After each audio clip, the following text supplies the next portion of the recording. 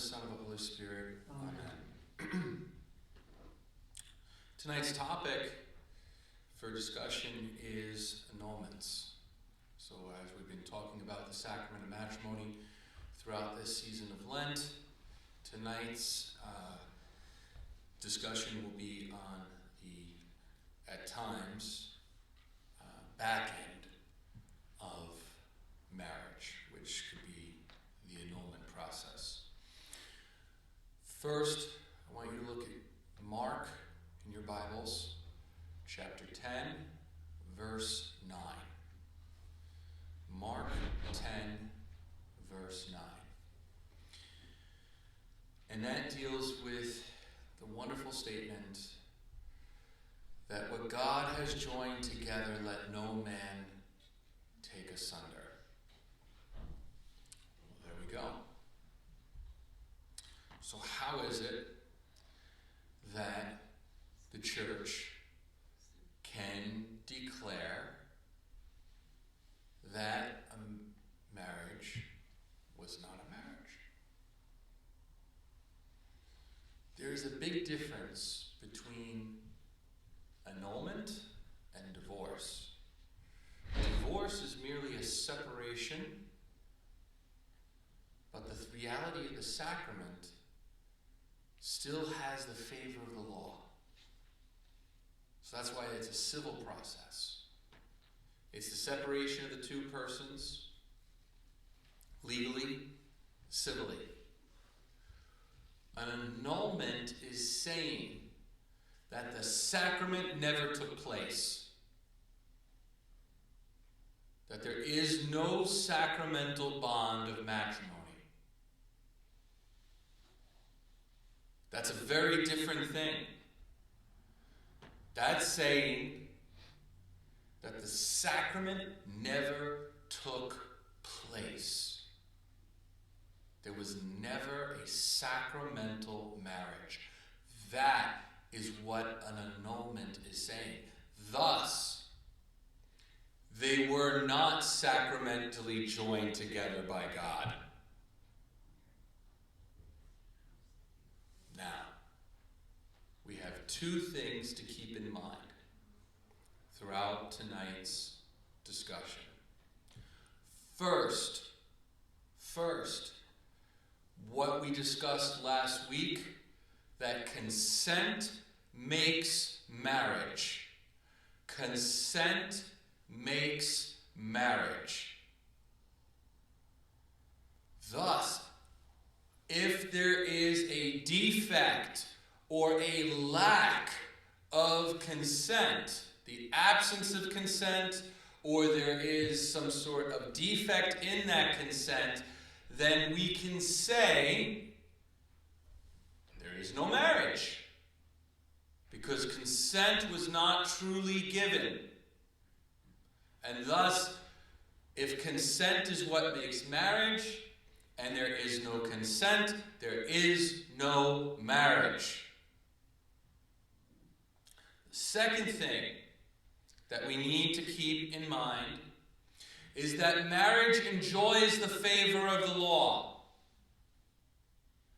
Marriage and its validity enjoy the favor of the law.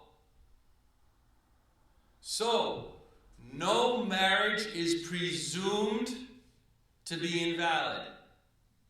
No marriage can be considered invalid until it is proven and declared such through a judicial process, and that process is called matrimonial nullity. The procedure to declare matrimonial nullity, that it was null and void from the beginning. It was never a sacramental bond from the beginning. Now, this always brings up the question of the status of any children. If I have children from that relationship, and then suddenly you are telling me that it's not a marriage, Well then, does that mean that the children are somehow rendered bastards, illegitimate? Absolutely not. Absolutely not. In fact, one of the things that we have to keep into consideration in regards all of this is the fact that what one has created is what is deemed a putative marriage. So while the matrimonial cohabitation existed, that matrimonial cohabitation has the favor of the law. The presumption was that it was a valid marriage. So every sex act that occurred was obviously occurring within a presumed valid marriage, and all offspring that come from that period of marital cohabitation are coming from a presumably valid marriage, what is known as a putative marriage, and thus the children are conceived in what was presumed a valid sacramental bond, even though later on it was proven that the sacramental bond did not actually occur. Do we understand that? Good. That's very important because that puts a lot of people's minds at ease over the whole question of legitimacy of any of the sex acts that occurred and the children that came therefrom that marital cohabitation. All right? So with that in mind, we can now move forward. Consent makes marriage. I keep on saying that. Consent makes marriage. Therefore, where the consent is lacking, where there is some sort of a defect in that consent, there is what? Not a valid sacramental bond. All right? One of my jobs is that I am one of the defenders of the bond. Okay? So my job in the tribunal is to represent the church and say, no, a sacramental bond did occur. And here's why we can argue that. All right?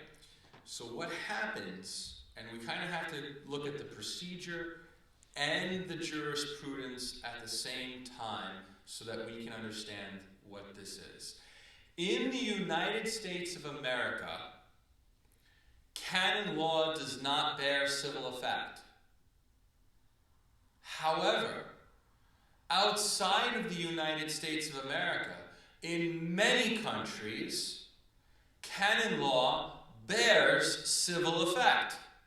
Thus, you do not need a civil divorce. Your annulment sought from an ecclesiastical tribunal is going to award not only the fact that whether or not there was to determine whether or not there was a valid sacramental bond, but will award alimony, parental rights, all that kind of stuff.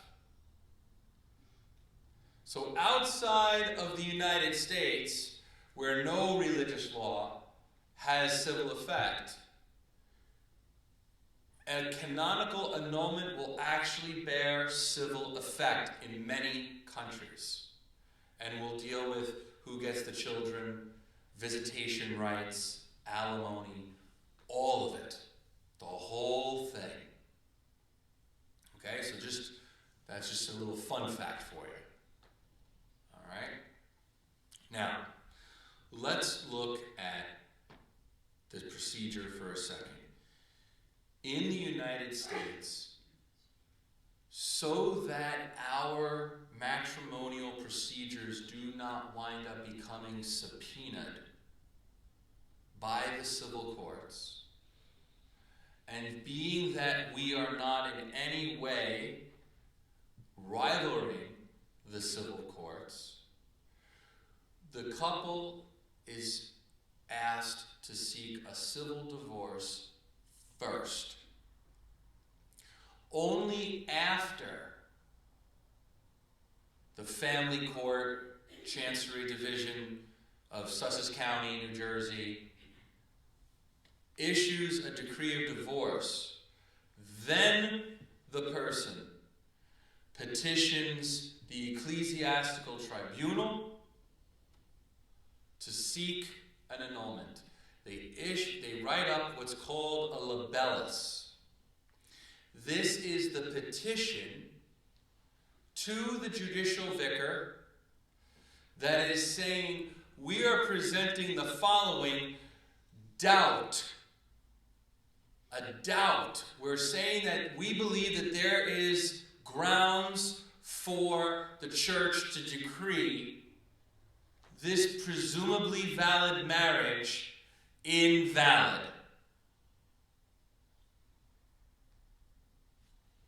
All right? And that's with the libellus. If, not when.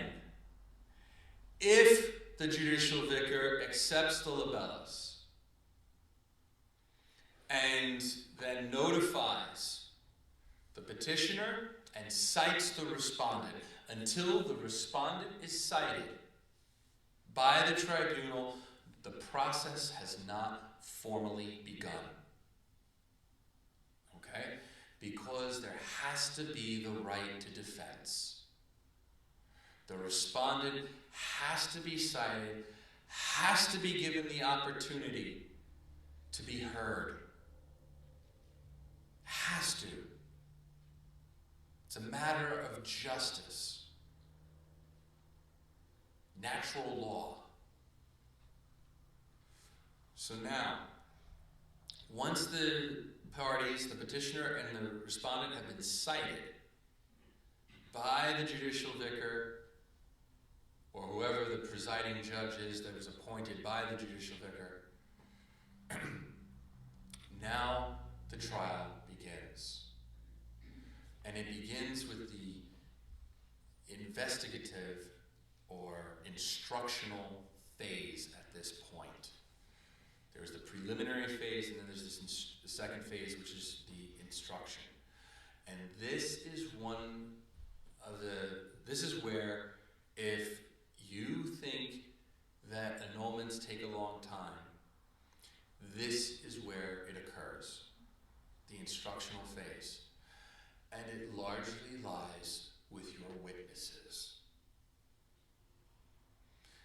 If your witnesses take 5 months to finally respond with their testimonies, then that's 5 months in phase 2 of 5. Not our fault. We keep reminding them month after month. They don't get back. And we let the petitioner know. And they're like, oh, well, yeah, I called them again. And they still just, that's on you. That's on you. Don't blame the tribunal for the fact that it's taken a year and a half. You got to be on top of your witnesses. Okay? You got to be on top of the witnesses. But the instructional phase, the main 2 things will be to get the judicial testimonies from the petitioner and the respondent. If the respondent chooses not to participate, that will not handicap the process. The presiding judge can declare the respondent absent and move ahead. But the respondent must be given a just amount of time in which to respond. And so you can't just cite them once, you got to cite them 3 times. Okay? So consent makes marriage. What the instructional phase is doing is investigating the consent. The quality of the consent, the ability to consent. These are what is being investigated. The ability deals with psychic issues, like we spoke in the lecture on matrimonial consent. So if the person is amens and therefore absolutely incapable or lacks sufficient reason to be able to be a consenting adult, then there's an issue. Obviously, they're incapable. If the person is lacking due discretion of judgment, Canon 1095, number 2, that lack of due discretion of judgment, where because of a lack of knowledge, they therefore fail to estimate the viability of that relationship and therefore are incapable of truly, freely selecting a co-contractant to the matrimonial covenant, there is lack of due discretion of judgment, and therefore they are incapable of consenting. If they are incapable, they lack the ability to assume the essential elements and properties. We talked about that when discussing the 4 goods of marriage.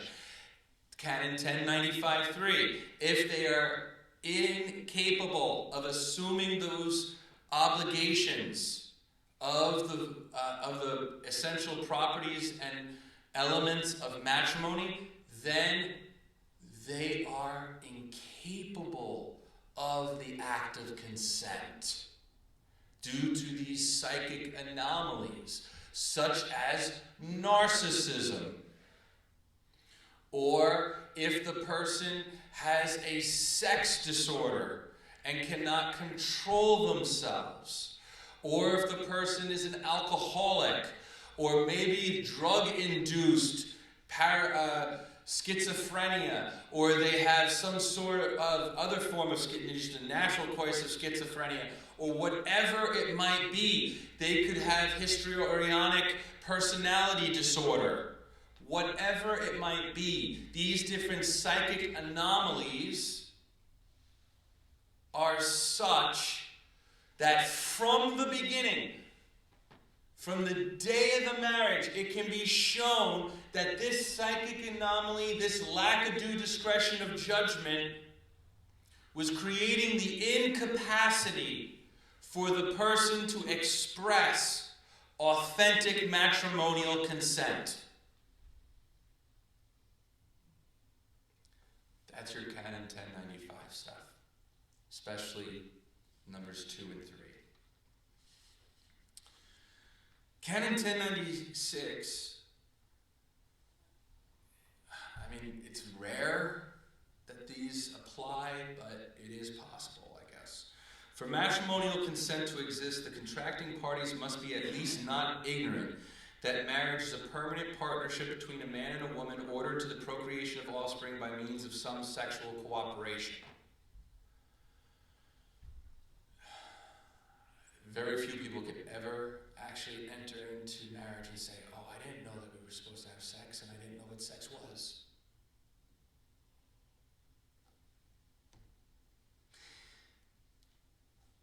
If that's the case, that is a rare occurrence. And that's why paragraph 2 says that this ignorance is not presumed after puberty. So you have to prove against a presumption of the law that this person did not know what human sexuality was and they were getting married. Good luck with that.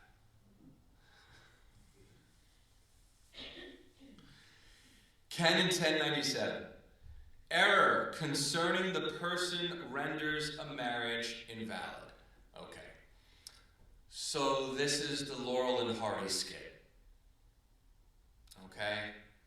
If you've seen Babes in Toyland, March of the Wooden Soldiers, you will remember the moment where Ali D is dressed up like Bo Peep to fool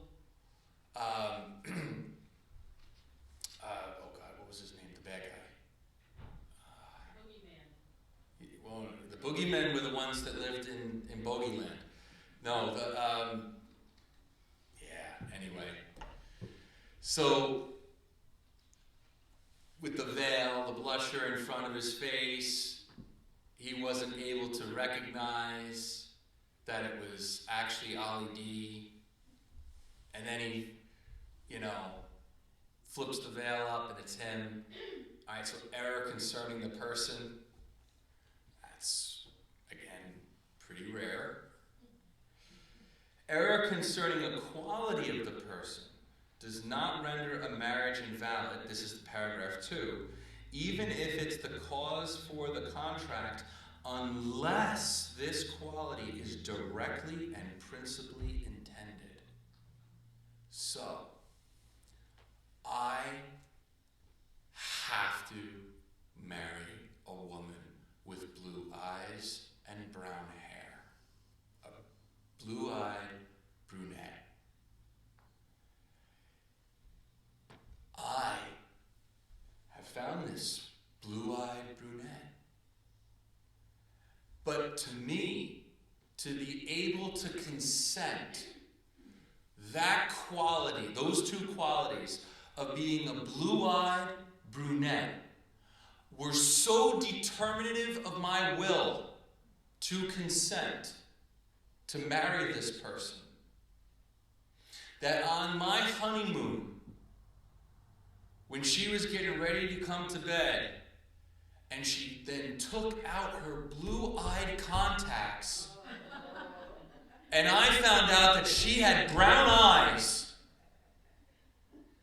that was a sine qua non, without which there is no marriage. I got out of that bed, packed up my bags, and went home. That was an error regarding a quality that was determinative. She had to have blue eyes, or else I was not going to actually consent. Again, believe it or not, in many cultures, that is a canon that will be an issue. A person contracts invalidity, Canon 1098, who enters into a marriage deceived by malice, perpetrated to obtain consent concerning some quality of the other partner, which by its very nature can gravely disturb the partnership of conjugal life. This is a unique one.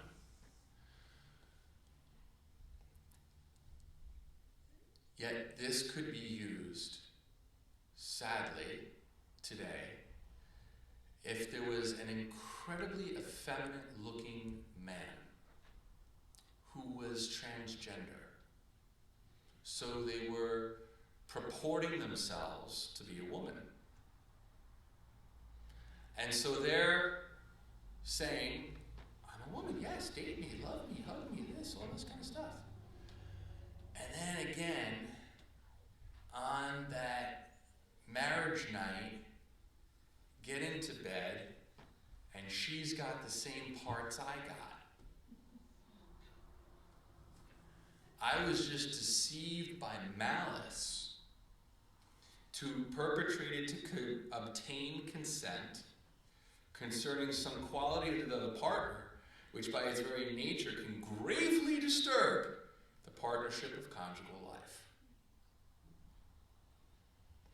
Now, there are less dramatic examples of that, okay? But I'm using examples to really paint a clear picture, all right? Canon 1099. Error concerning the unity or indissolubility or sacramental dignity of marriage does not vitiate matrimonial consent, provided that it does not determine the will. So, I'm Protestant, she is Catholic. I do not believe that marriage is a sacrament. It has no sacramental dignity. In fact, I think of it as our Christian mating ritual. Okay? It It's our Christian mating ritual. Now, unless that determines my will, that my consent is now, inhibited, that I am incapable now, like I am absolutely saying, there's absolutely no sacramental dignity, there's absolutely no, and that is now obstructing my ability to consent to marriage, for it to be perpetual, for it to be exclusively faithful. That I am determined, my will is, no, it's an open marriage, it has to be. There is no such thing as perpetuity, there's no such thing as exclusive fidelity. Then that's determining my will, and therefore my consent is obscured. Okay? Canon 1100, the knowledge or opinion of the nullity of marriage does not necessarily exclude matrimonial consent. So, the knowledge or opinion of the nullity of a marriage does not necessarily exclude matrimonial consent. So I could still be consenting, even if I think that this is not a legitimate marriage. I know. You're like, how does that work? So Canon 11:1, paragraph 1. The internal consent of the mind is presumed to conform to the words and signs used in celebrating the marriage. So if you look at the Catholic ritual for marriage, the words and the symbols convey the four goods. The two essential elements and the two essential properties. So that in the ritual itself, the words and the actions are conveying a sacramental matrimony, that the person must be consenting to this. Thus, paragraph 2, if, however, either or both of the parties by a positive act of the will exclude marriage itself, what's considered total simulation, some essential element of marriage or some essential property of marriage, the four goods, the party contracts invalidly. These are what we call, when you exclude an essential element or property, that is called partial simulation. Total simulation is to exclude marriage itself. So I'm really not intending to form a partnership for the whole of life, a consortium vitae. Okay? Where does that happen? Green card. I get married merely for citizenship. That is your classic example of total simulation. They don't actually cohabitate. They don't actually engage in any form of matrimonial life with each other. They merely are doing it for the sake of obtaining citizenship, not because they're intending a marriage. So that's total simulation. They have excluded marriage itself. Okay? Excluding any of the essential elements or properties would be a partial simulation. So I never intended to be exclusively faithful to her. I always intended to continue this relationship with my secretary. And when she got a little bit too old, the next one, because I'd fire her and get someone better. I always intended to do that. That is excluding the bonum fide, Or I always held that if this didn't work, we could get a divorce. I've excluded the bonum sacramenti, the good of perpetuity, the indissolubility of the marriage. Or I have always, from the beginning, excluded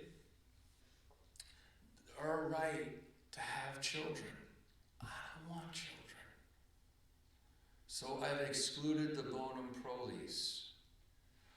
Or I've always thought of her as my servant.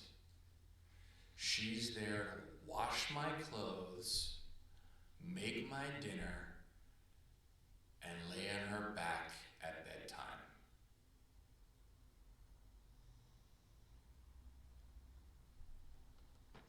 There's no real desire for a partnership of the whole of life.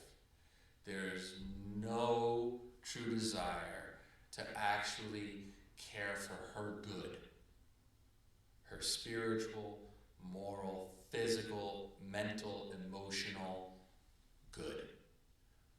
She is nothing other than a slave that I have sex with.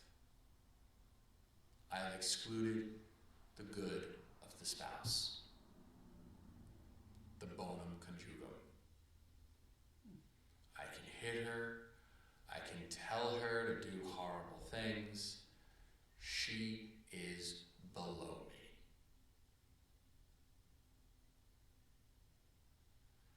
Clearly, if that is, that would be a rather severe defect of consent. Okay? Canon 1102, paragraph 1. A marriage subject to a condition about the future cannot be contracted validly. I'll marry you only if you give me 8 children. My consent is conditional only if she gives me 8 children. All boys. And if it doesn't happen, I never then truly meant to be married to you. Canon 1102, paragraph 2. A marriage entered into subject to a condition about the past or the present is valid, or not insofar as that which is subject to the condition exists or not. So a past condition can still be valid, even if, but if it now is conditioning the present, the actual moment of exchange of consent, then that could be a problem. That'll be a problem. But like if I was like, oh, well, I'll only marry you if you have brown hair. You're a brunette. And then I find out she's actually auburn.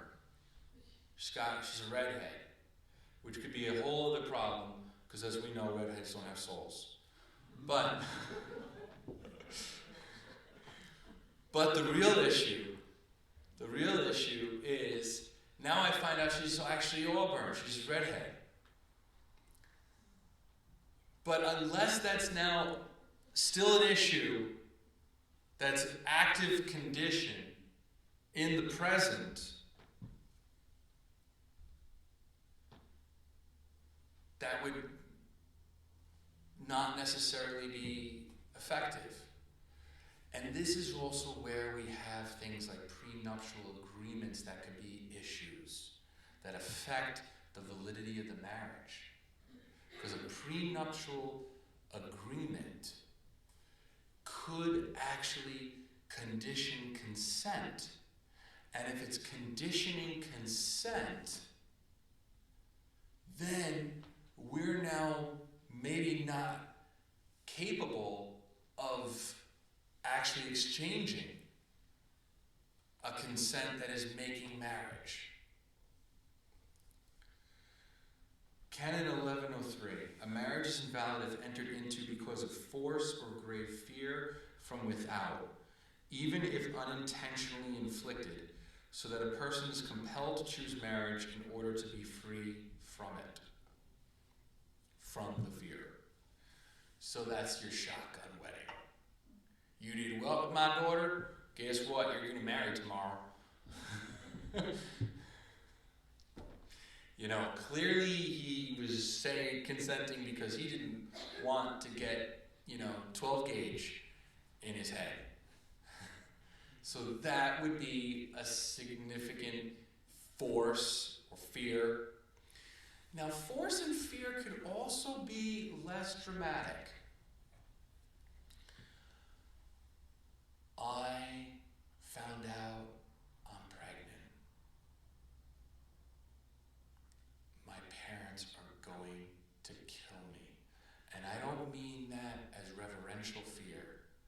I'm talking about the fact that they are actually going to be violent and kill me.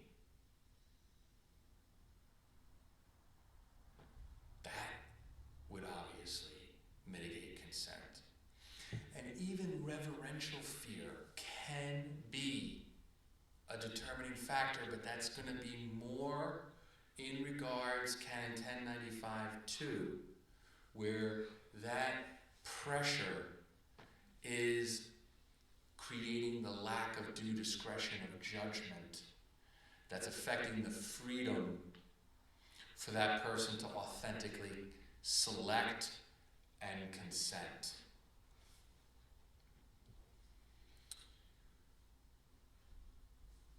When we look at these grounds, we see in every single circumstance that consent makes marriage, yet consent is being undermined. It's suffering some form of defect.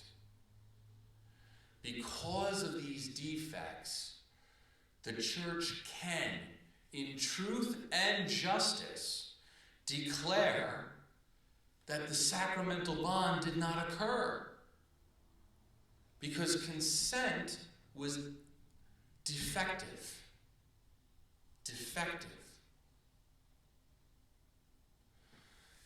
These deal with the formal process. There is a different process when there is a lack of form. This is also in parlance referred to an annulment, but it's really not. It's a decree of lack of form. Even if only one of the parties, whether it be the bride or bridegroom, is Catholic, then they are bound by the canonical form of marriage.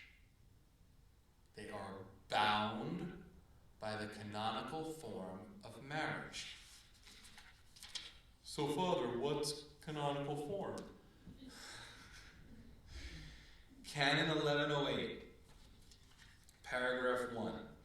Only those marriages are valid, so it affects the validity, which are contracted before the local ordinary, pastor, or a priest or deacon delegated by either of them, the local ordinary or the pastor, who assist and before two witnesses according to the rules expressed in the following canons and without prejudice to the exceptions mentioned in canons 144, 1112, paragraph 1, 1116, and 1127, paragraphs 1 through 2. Only those marriages are valid for Catholics. All Catholics are bound by canonical form. So, first of all, who's a Catholic? Who's Catholic? If you've been baptized Catholic, even if you didn't step back into Catholic Church for one moment thereafter, you're Catholic. If you've been received into full communion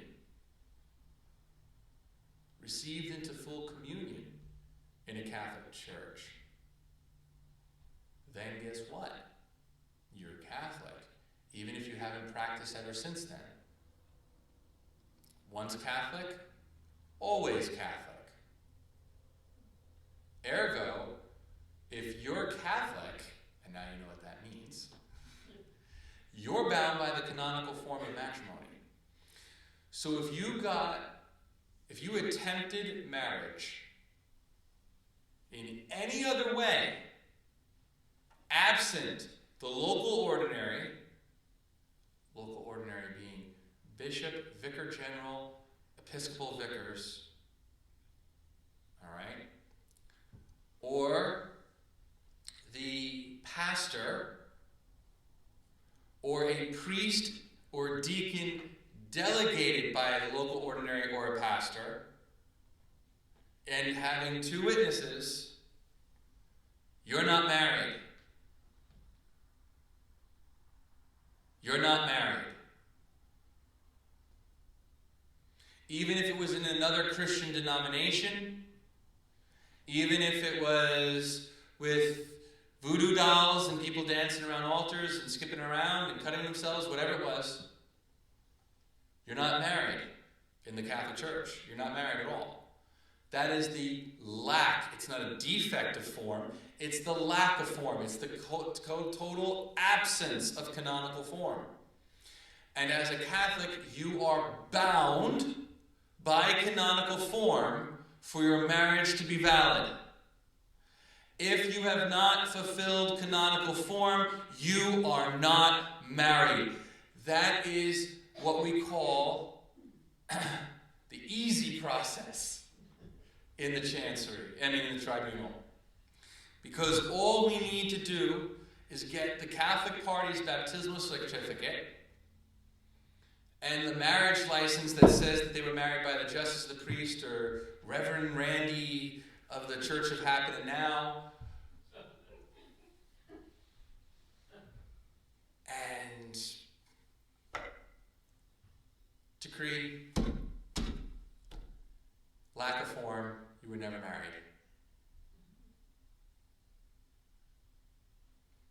That's nice and easy. That's nice and easy. So canonical form binds all Catholics.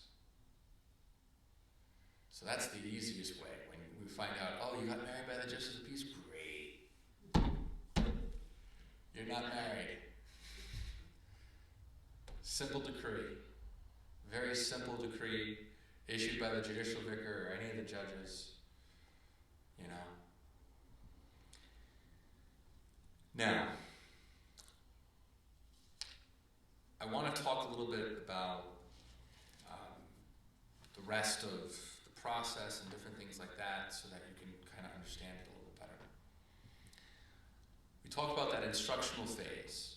After the instructional phase has been closed, all the witness testimonies, any documentary evidence, any of the judicial testimonies, all of the petitioner and respondent, any of that is gathered, all right? And that instructional phase is decreed closed. Then it's going to go to the advocate. The advocate's going to issue a brief arguing on the part of the petitioner for the annulment. I also have many times served as an advocate.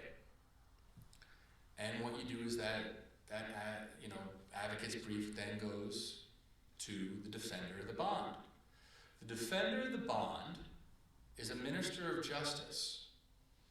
Just like any of the judges, the promoter of justice, the defender of the bond cannot argue any bias. The defender of the bond is bound by truth and justice as a minister of justice. Therefore, cannot pull a Johnny Cochran and make up arguments if it's not there. They have to, and it's clear that the lack of consent, that the absence of consent or the defect of consent was there, then they have to just render themselves to the mercy of the court, and they don't argue. However, there's always something that you could argue, as Monsignor Kurtica taught me. You might not have to belabor it, but there's always something that could be argued in defense of the bond. Now, the defender of the bond also is going to look at two things. He's going to look at the merits of the case, the argument de dircinendo, and then he's also going to look at the procedural matters, making sure that procedural law was followed to the T. Those matters de procedendo. And that's the kind of thing that always infuriates me if I see like something was not done procedurally right. Because it could cause the whole trial to have to start over again. Or be, that's good. You got to be very careful with that stuff. Thankfully, our tribunal in Patterson is excellent. Excellent. After the defender, the advocate actually has an opportunity to respond to the defender because they are the petitioner and they have that last right to be heard. Then it goes to the judges. And in an annulment case, there will always be at least 3 judges, except in very rare procedural circumstances where there's a singular judge. But 3 judges, so a college of judges. And the 3 judges, having looked over all the evidence, the proofs from the instructional phase, as well as the advocate's brief and the animate version of the defender of the bond, will then issue a vota, which is about a 2-page synopsis of, are they saying affirmative? The doubt that has been raised about the validity of this marriage is been proven, affirmative, or negative. It has not been proven. And as long as 2 of the 3 judges vote in the affirmative, then the annulment will be granted. The petitioner and respondent will be notified that an affirmative decision has been rendered, and that they have 15 days to make an appeal against the judgment. If in that 15 days an appeal is made, it goes to the court of second instance, which for the Diocese of Patterson is the Diocese of Canon. And they can actually order a re-instruction. They can have the instructional phase all over again, whatever. But they receive the entire acts of the case, the final decree, all of that, and they then go over it again, and then they have their 3 judges issue either a concurring sentence or a different sentence, okay? After which, whatever their sentence is, the petitioner or respondent will be notified and given again 15 useful days to make another appeal. There is no court of third instance in the United States of America. However, in places like Spain, there is.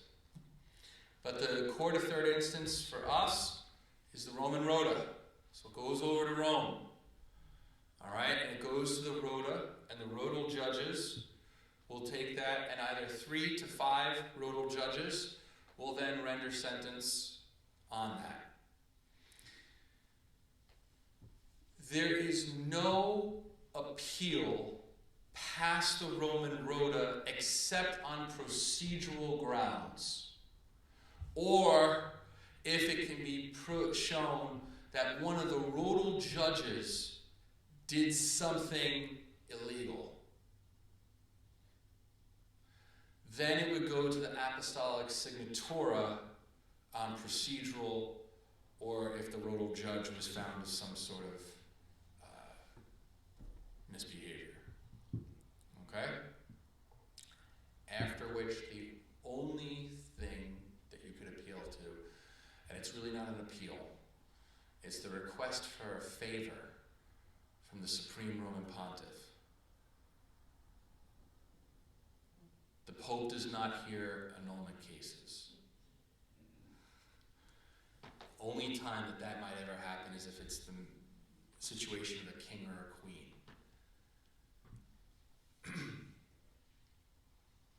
And in those cases, first and second instance is the Roman Rota, with the Pope watching very closely.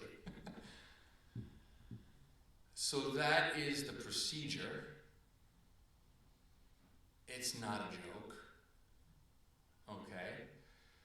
And we have to remember that the object of the judgment is to seek truth about the sacramental bond, whether it occurred or not.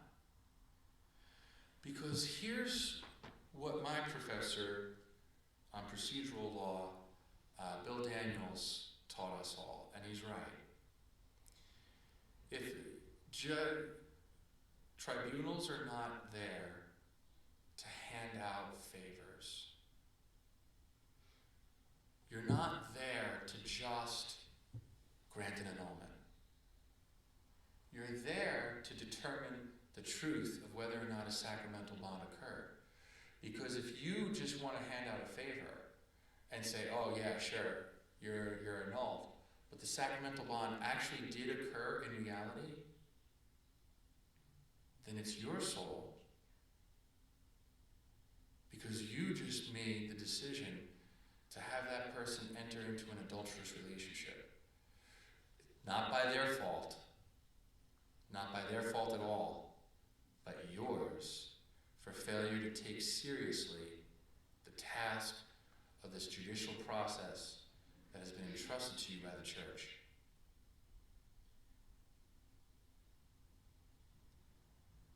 So that's something to keep in mind. Now there's something else I want to address, and that's the fact that the annulment process ought to be looked upon as part of the healing ministry of the church. If you have been in a shipwreck, and that's what we call it in nephrologium, a shipwreck, okay, nauta, Latin for boat, all right, navis actually, boat, all right, and then fragere, which means comes from to break, all right, the fourth declension is what you all know, fractus, fraction, fracture, all right? But when you defragment something, what are you doing? You're breaking it apart, all right? So when something's fragile, it's easily to be broken, all right? So now, fragium, shipwreck, the breaking up of the ship. If that naufragium has occurred, most likely there's a lot of harm,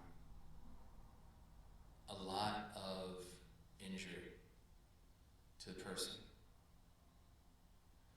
And one of the things that I can also say about the Tribunal of the Diocese of Paterson is that we all approach it as part of the healing ministry of Jesus Christ in the church. And that we're there to truly accompany and help the people through that process. And you might say, well, I have no intention of ever getting married again. I'd still tell you to get the annulment. Because you need to go through this healing process. You need to hear from the Church of Jesus Christ that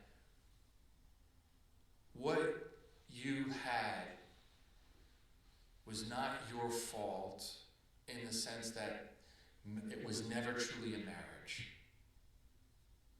The peace that will bring you is very much needed and can be healing to the person that they realize that their church is not against them,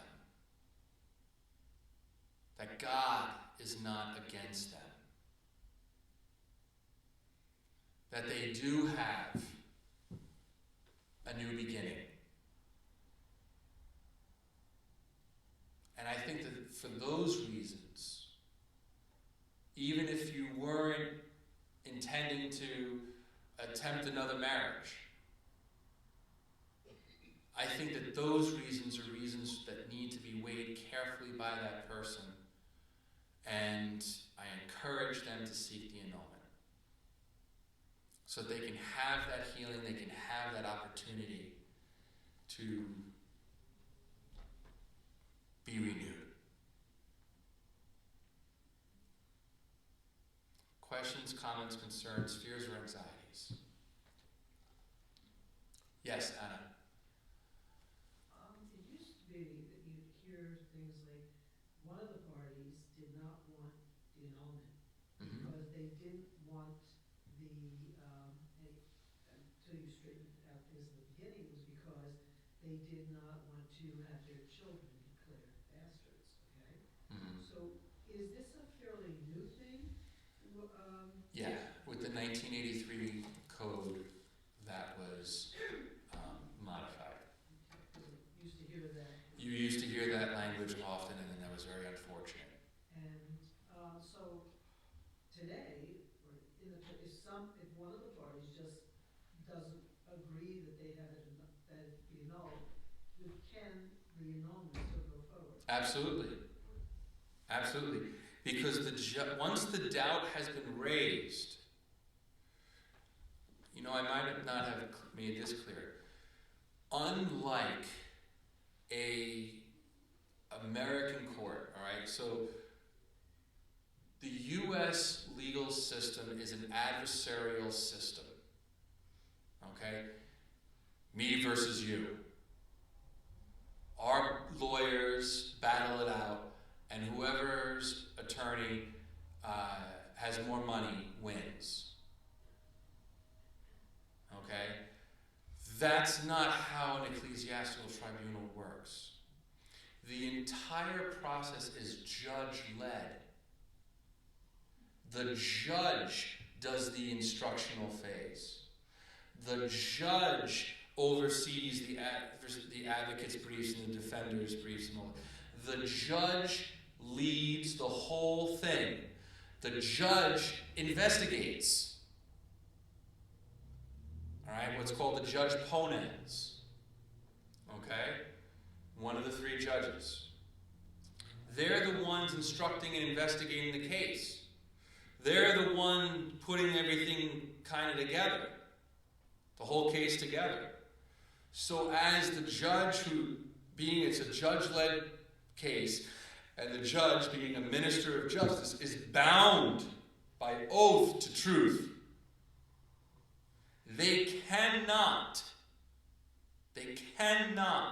go about anything that is contrary to the truth, that cannot be proven.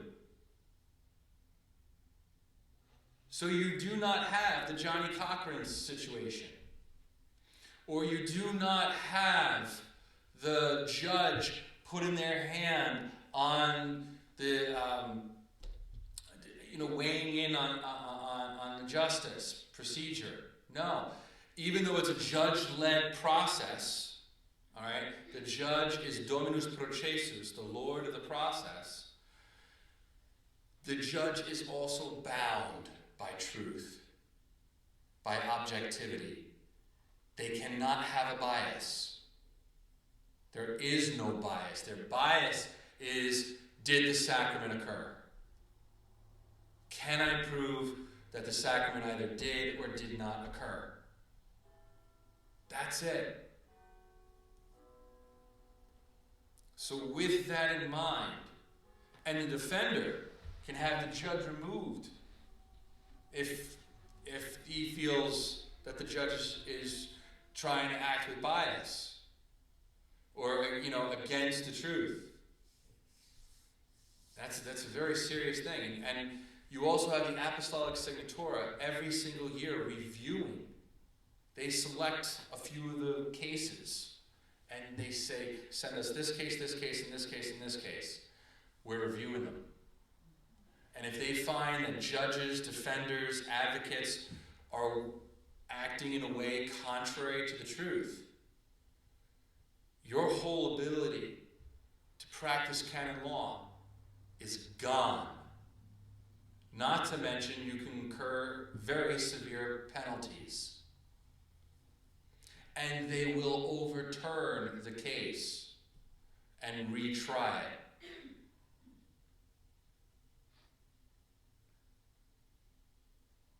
Yes?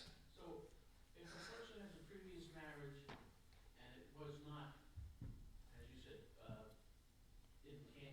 Canonical form. Mm-hmm. Married by justice of the peace, or the other person wasn't Catholic, or they had no religion, whatever it was, or they had the minister off of the computer. Mm-hmm. Typically, and now they want to enter into a Catholic marriage or a marriage with a Catholic or whatever. So then they have to have those prior attempts decreed as lack of form. Okay. Why?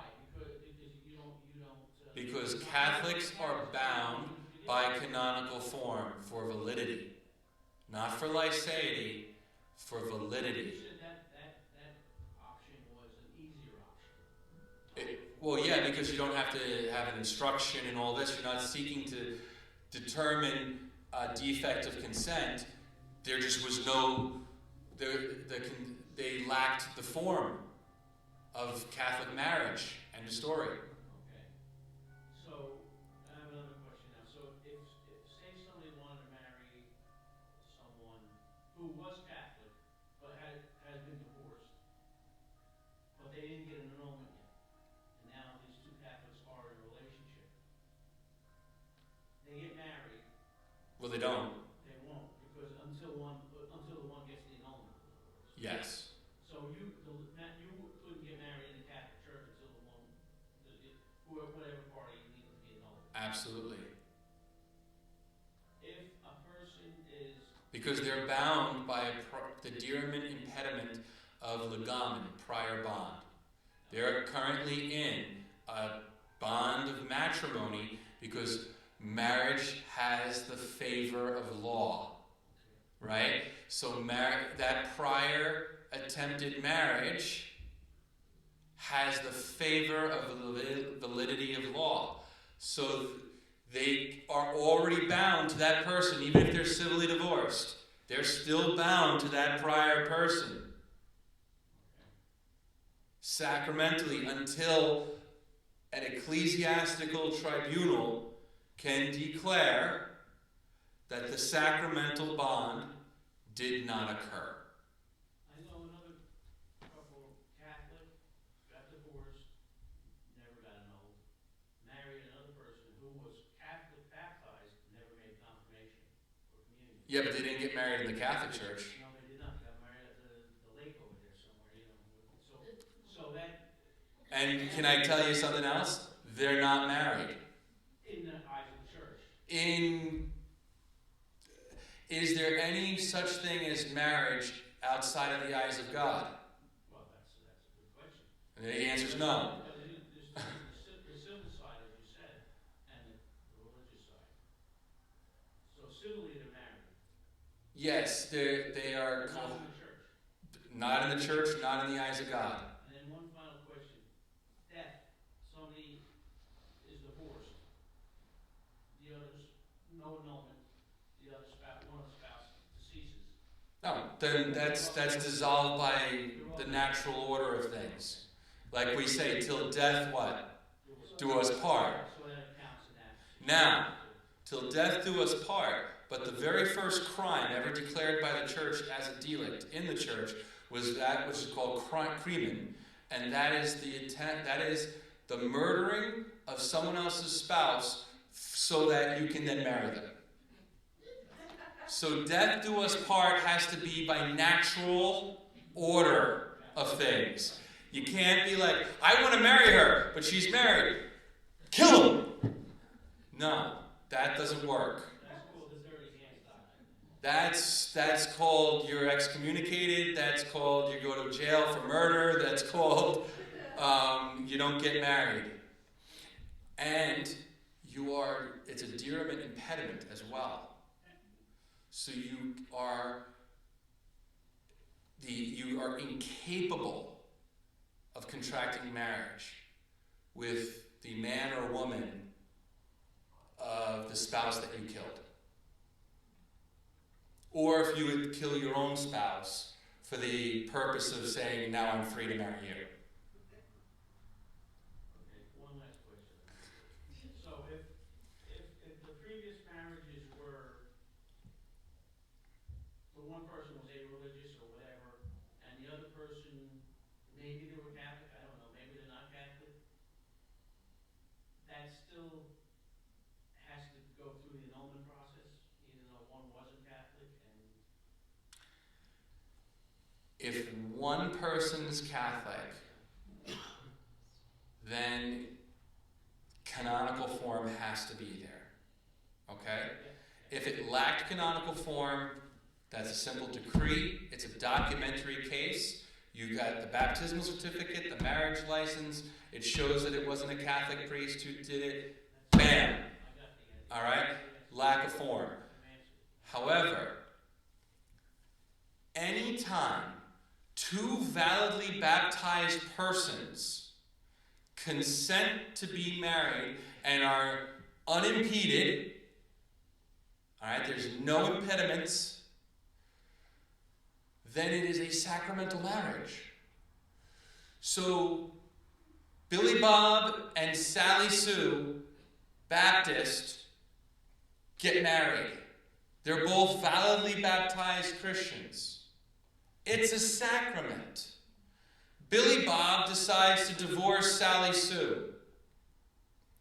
Now, Billy Bob falls in love with Maria Rosa, the Catholic girl. And a name like Maria Rosa, she better be Catholic. Now, he falls in love with Maria Rosa. Maria Rosa has never been married. Okay? And she is a devout Catholic. Have to get married in the Catholic Church. Billy Bob says, all right, fine, I'll marry you in the Catholic Church. All right? Now, they come to the priest. And the priest says, well, Billy Bob, I hate to tell you, but you got a sacramental marriage to Sally Sue. So until you get an annulment, even though both of you are Baptists, until you get an annulment in our Catholic tribunal,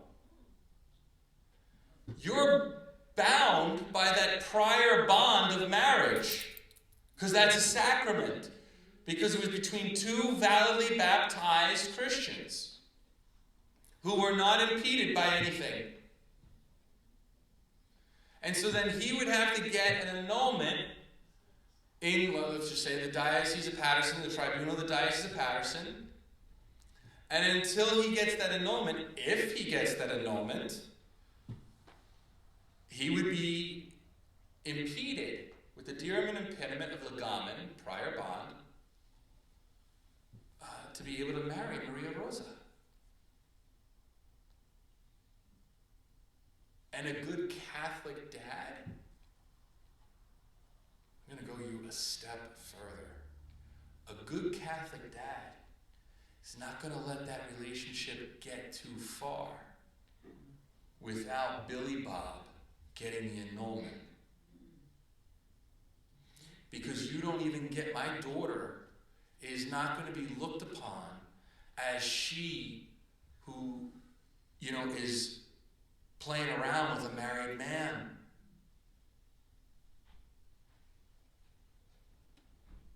How about them apples? How about them apples? And I'll go you one step further. You're like, oh no.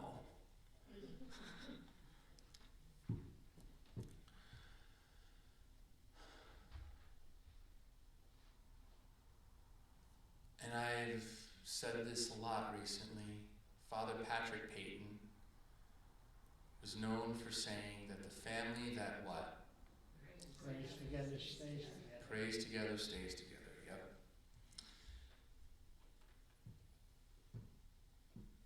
The couple have to pray together. The children do not take precedence. The marriage between the man and the woman is what takes precedence before the children. God takes the highest precedence, even in the couple's life. God is more important than youth sports. Going to Mass on Sunday as a family, husband and wife with children, is of greater importance than anything. And if that is absent, you're driving your ship into an iceberg. And we all know what happens at that point. A Titanic naufragium, shipwreck.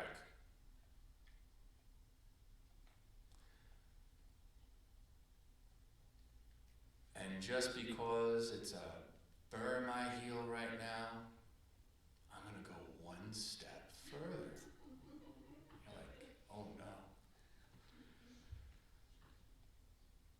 2% of high school athletes in the United States of America will receive an athletic scholarship. 2% of high school athletes. 56% of college athletes playing for a Division I school will receive money. The other 44% will not. 53% of Division II athletes will receive a partial scholarship. That's all they're required to give in Division II. The other 47% will not.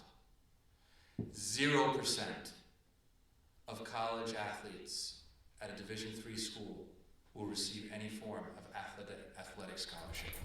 In fact, it's contrary to NCAA rules.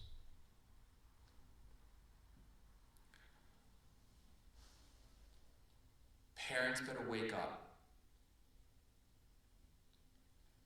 Maybe one child in the entire parish will receive an athletic scholarship that offers them money.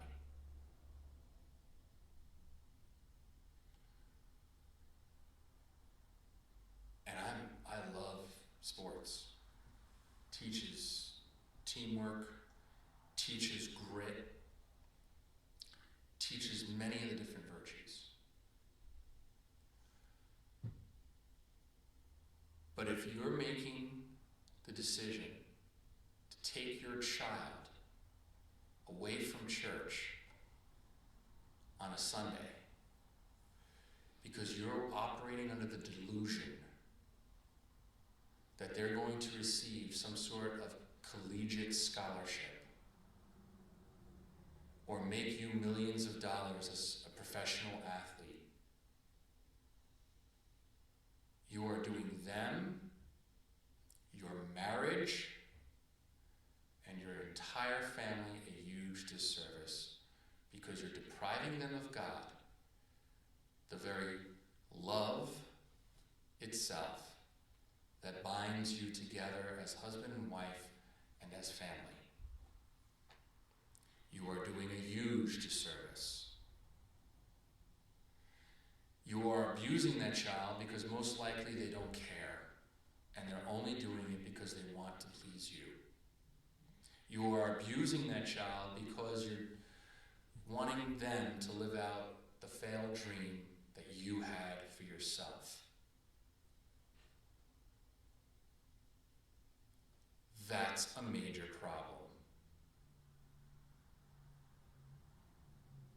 that is where our society is at.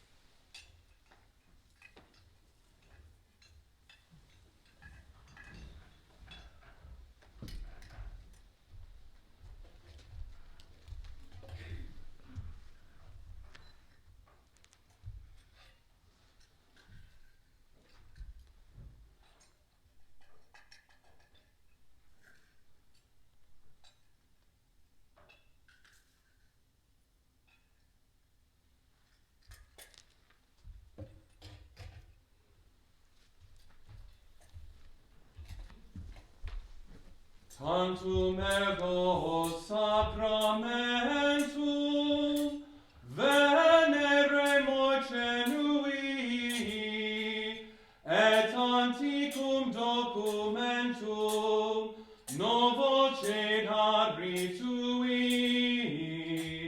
praeste fide supplementum sensum defectui genitori genitoque lasset jubilatio salus honor virtus quoque site benedictio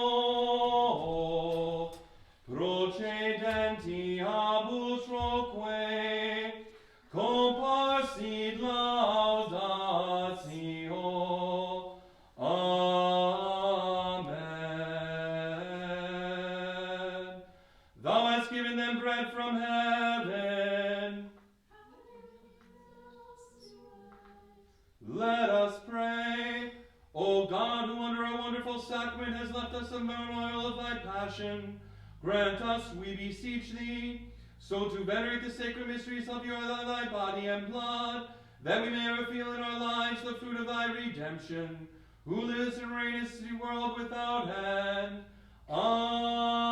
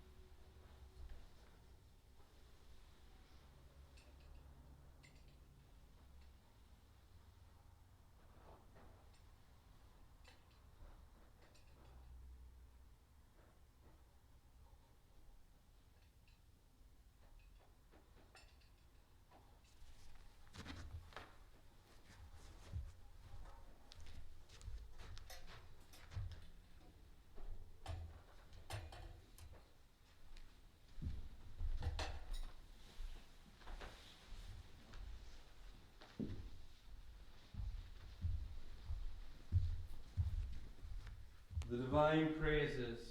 Blessed be God. Blessed be his holy name.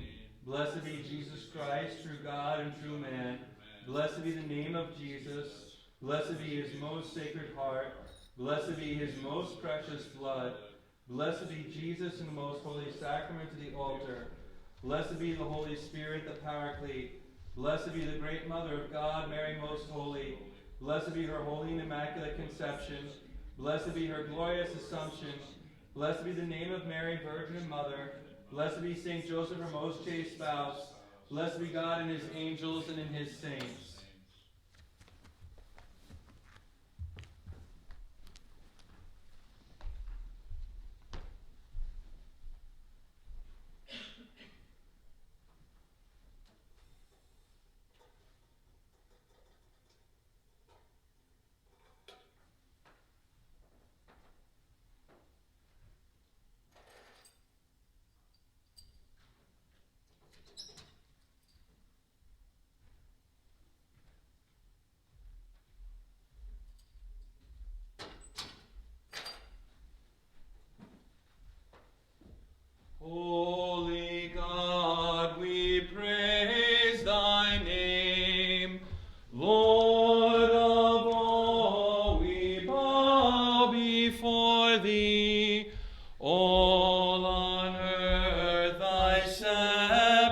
proclaim